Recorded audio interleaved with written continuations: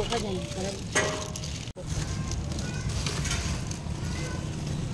Baho.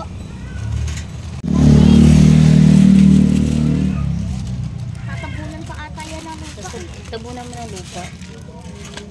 Kuha Magagawa. ka ng lupa. Gagawa na naman siya ng project sa school.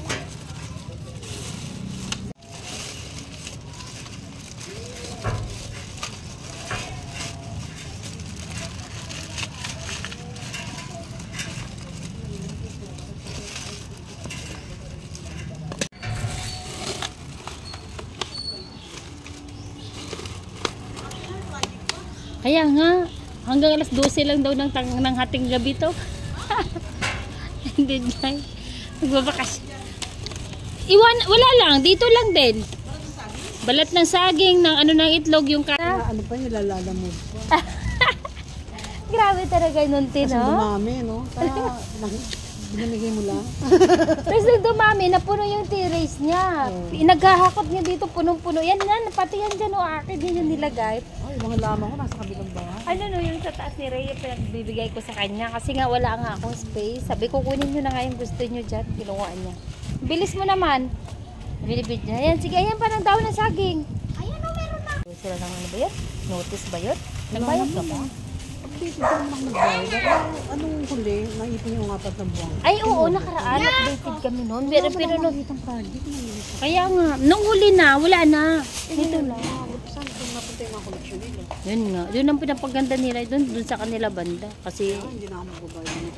na, Dapat ko naman ata yun. napapaka. Oo, dapat lang.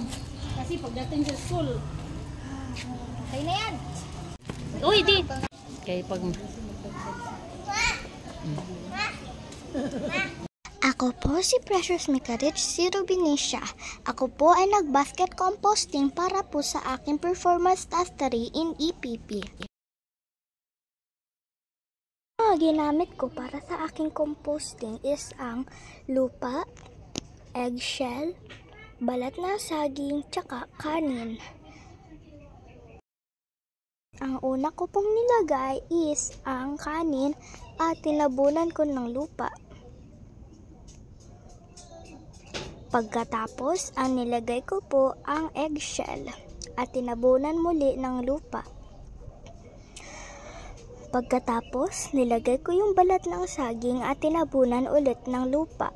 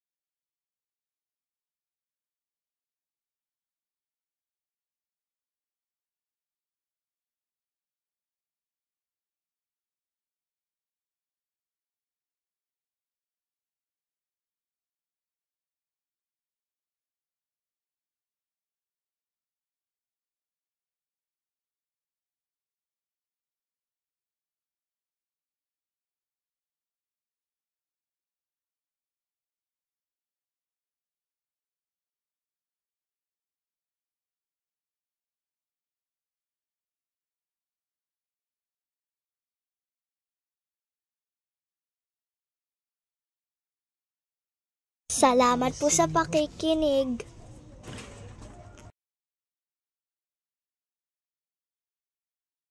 Ako po si Precious Mikarich, si Rubinisha. Ako po ay nag-basket composting para po sa aking performance mastery in EPP. Ang ginamit ko para sa aking composting is ang lupa, eggshell, balat na saging, tsaka kanin. Ang una ko pong nilagay is ang kanin at tinabunan ko ng lupa. Pagkatapos, ang nilagay ko po ang eggshell at tinabunan muli ng lupa. Pagkatapos, nilagay ko yung balat ng saging at tinabunan ulit ng lupa.